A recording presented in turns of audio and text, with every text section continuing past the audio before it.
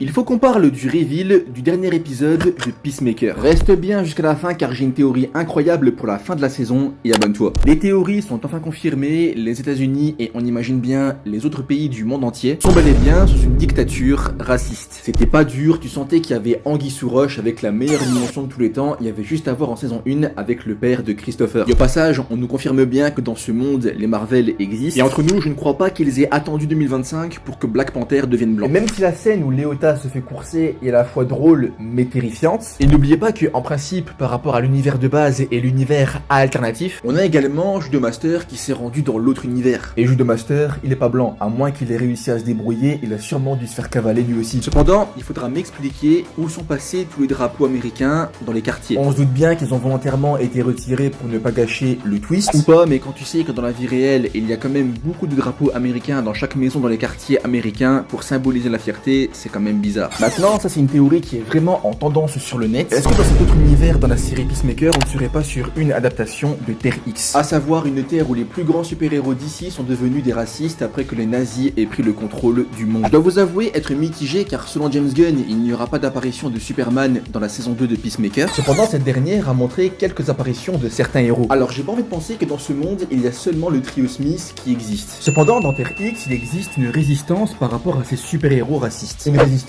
qui pourrait exister dans la série Peacemaker puisque le vigilante alternatif déteste Peacemaker. Et minimum, je m'attends à une joke par rapport au Green Lantern. À savoir que dans le DCU, on va suivre la succession de deux générations de Green Lantern entre un Hal Jordan vieillissant et un jeune John Stewart. Vous l'avez deviné, l'un est blanc et l'autre est noir. L'idée serait que dans cet univers alternatif, on soit à l'opposé de l'histoire qu'on devra suivre dans la série Lanterns. Ce qui fait que dans cet univers, on va soit suivre le Green Lantern de Jordan, soit il y aura une rivalité entre Jordan et Stewart. Ce dernier appartenant donc à la dite résistance. Le fait que Hal Jordan soit même méchant serait un bon clin d'œil à Parallax. Ça serait une manière assez marrante de teaser la prochaine série du DCU, Lanterns.